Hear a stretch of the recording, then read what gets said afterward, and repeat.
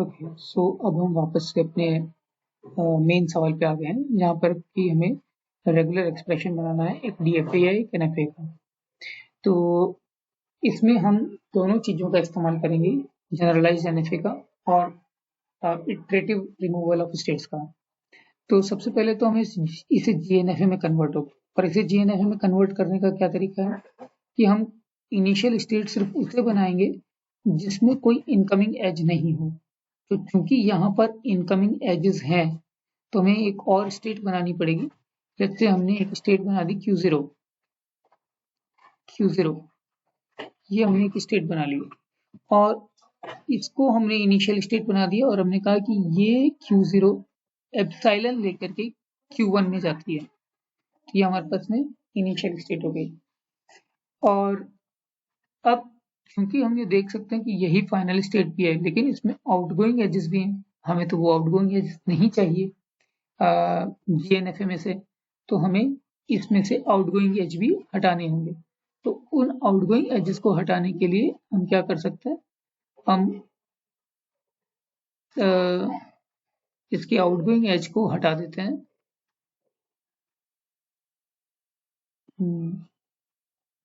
और बेसिकली इसे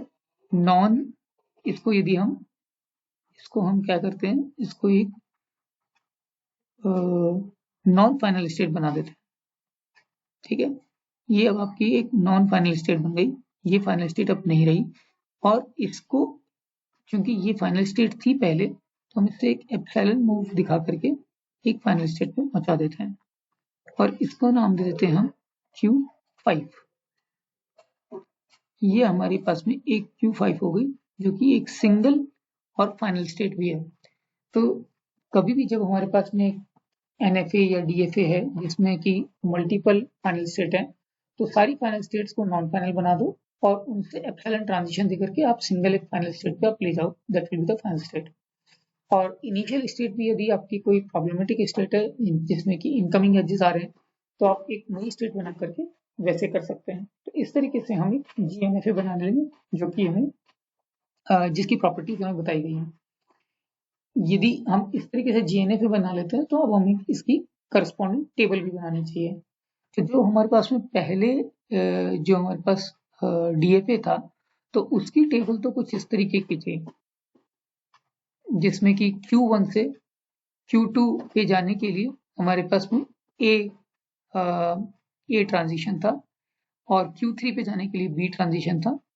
similarly Q2 से बी लेकर के Q1 पर था, Q2 से बी लेके Q1 पे जा रहे थे और ए लेके Q4 पे जा रहे थे। ठीक है, तो इस तरीके से एक टेबल बनाई हुई थी। अब ये टेबल हमें एक्सटेंड करनी पड़ेगी, तो देखते हैं कि ये टेबल कैसी दिखाई देगी। तो अब आप देख सकते हो कि जब हमारे पास में ये हमने इनिशियल स्टेट Q0 बना दी और QF हमने फाइनल स्टेट बना दी, तो हमारी टेबल जो है वो कुछ इस तरीके की बन जाएगी। और जहाँ कहीं हमारे पास कुछ भी नहीं है, यानी कि Q0 से Q0 कोई पाथ नहीं है, तो बेसिकली वो हमारा कन्वर्ट हो गया फाई में। सो फाई एक ऐसा रेगुलर एक्सप्रेशन है जो इस बात को डिनोट करता है कि कोई पाथ अवेलेबल नहीं है। सो Q0 से Q2 में भी फाई है, Q0 से Q3 में भी फाई है, Q4 में फाई है, Q5 में फाई है, Q1 से Q0 में फाई है, Q1 से Q0 की तरफ हम नहीं जा सकते, तो उसके लिए हम फाई लिख सकते हैं।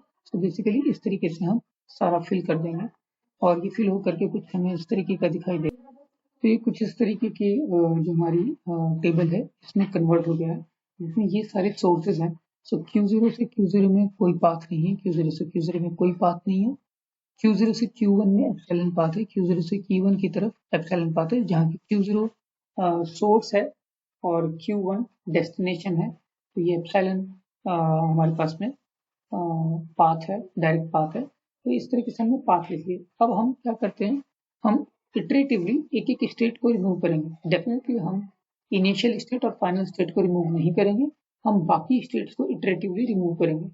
तो सपोज कीजिए कि हम एग्जाम्पल के तौर पे हम Q1 को ओमिट करने जा रहे हैं, तो Q1 को ओमिट करने से क्या होगा वो देखते हैं। तो Q1 की तरफ जब हम ओमिट करेंगे, तो जैसा कि हमने पहले के एग्जाम्पल में देखा था, हमने देखा था कि हम जब एक ओमिट करेंगे, तो ओमिट करने के लिए हमें कुछ इस तरीके से देखना होगा।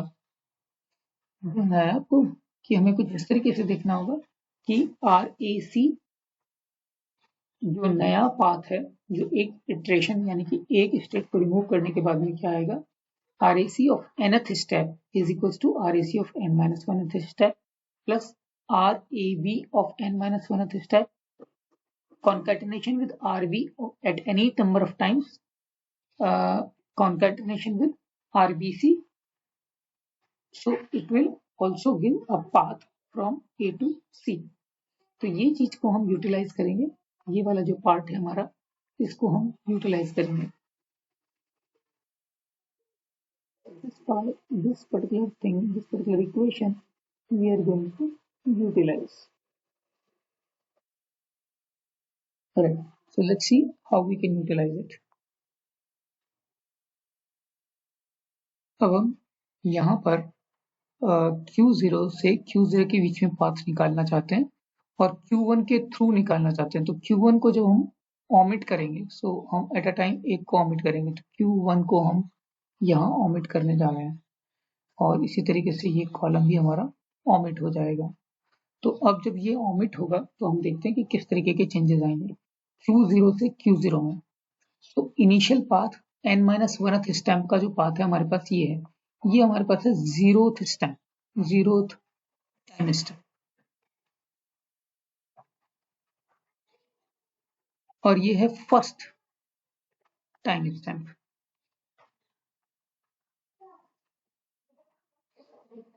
तो जब हम इसमें मूव कर रहे हैं तो हम कैसे कर रहे हैं, Q0 से Q0 का 0th स्टैम्प का पाथ, तो दैट इज 5 प्लस 0 से 1 जाने का क्या पाथ है, एप्सिलॉन, 0 से 1 जाने का एप्सिलॉन डॉट 1 से 1 जाने का, 1 से 1 जाने का भी हमारे पास 5 है, but that comes out to be 5 star, क्योंकि हम उसको कितनी बार भी ट्रैवर्स कर सकते हैं. फिर 1 से 0 आने का क्या पाथ है, 1 से 0 आने का 5, 1 से 0 आने का 5. तो ये हमारे पास में Q0 से Q0 जाने का पाथ हुआ 1 टाइम स्टैम्प का आफ्टर रिमूविंग Q1.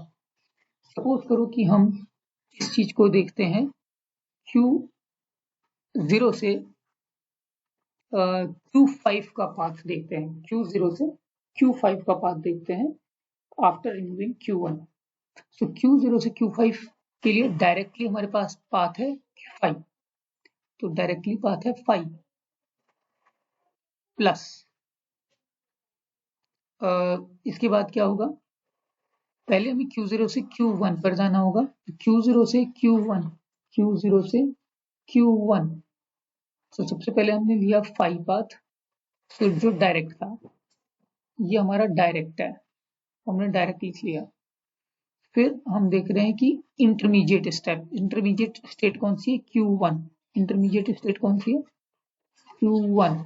यहाँ पर इंटरमीडिएट इस पर्टिकुलर चीज के लिए, इस पर्टिकुलर इटरेशन के लिए Q1 हमारी इंटरमीडिएट स्टेट है. तो Q0 से Q1 जाने के लिए एप्सिलॉन लग जाएगा.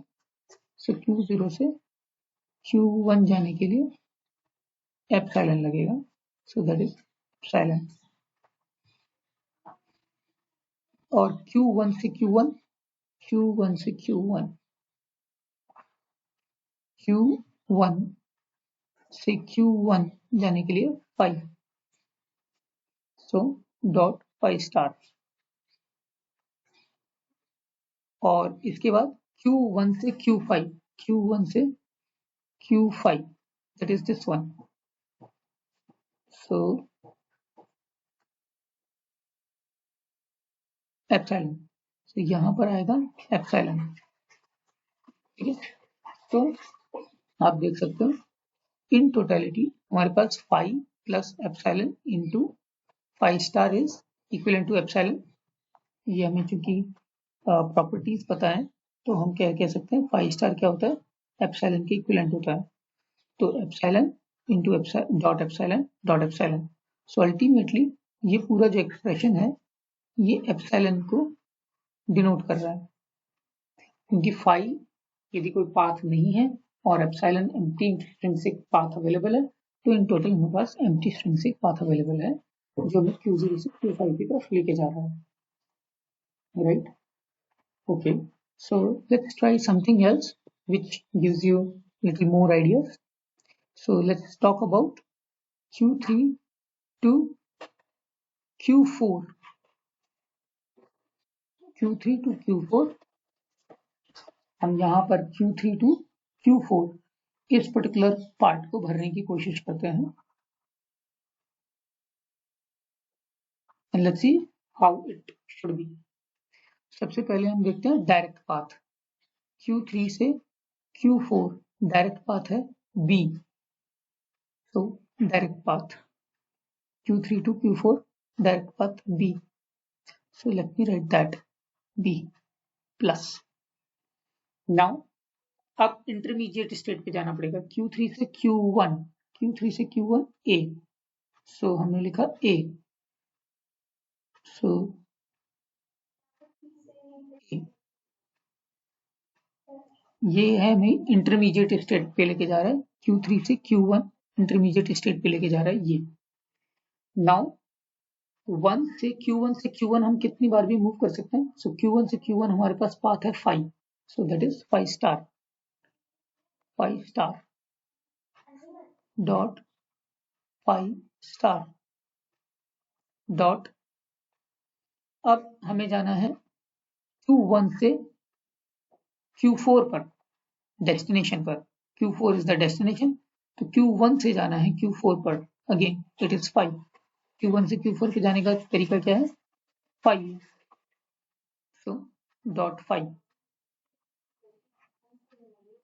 तो अल्टीमेटली क्या हुआ कि ये हमारा एक्सप्रेशन बना. ये बना हमारा एक्सप्रेशन जिसको हम यहाँ पर लिखते हैं B plus A dot 5 star dot 5. ये 5 स्टार तो आपका चेंज हो गया एप्सिलॉन में. सो A डॉट एप्सिलॉन डॉट 5. जिस भी चीज में यदि 5 कॉन्केटनेट हो जाता है तो वो तो कंप्लीटली 5 में कन्वर्ट हो जाती है. तो ये चीज 5 में कन्वर्ट हो जाएगी और B प्लस 5 B में आ जाएगा, कन्वर्ट हो जाएगा. सो ये अल्टीमेटली हमारा B में कन्वर्ट हो गया. सो इस तरीके से यदि आप इसे भरने की कोशिश करेंगे तो हम इसे भरते चले जाएंगे और हम इसे Q1 को इस तरीके से हम रिमूव कर सकेंगे. तो this will be the process how to remove iteratively. तो अभी हमने Q1 को रिमूव करेंगे. इस टेबल को भर के हम Q1 रिमूव कर पाएंगे. फिर नेक्स्ट टेबल में हम Q2 को रिमूव करेंगे, उससे नेक्स्ट टेबल में Q3 को, उससे नेक्स्ट टेबल में Q4 को, और हर स्टेट के बीच का पाथ हम यहाँ पर नोट करते चले जाएंगे. अल्टीमेटली जब हम Q0 से Q5 के बीच में पाथ निकालेंगे तो हमें हमारा फाइनल पाथ मिल जाएगा. So the answer will be path. Regular expression चाहिए था ना अपने को. Regular expression equivalent to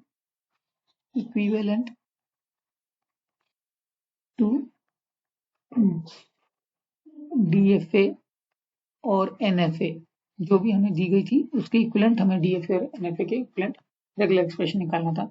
which is the regular expression labelling direct edge between initial state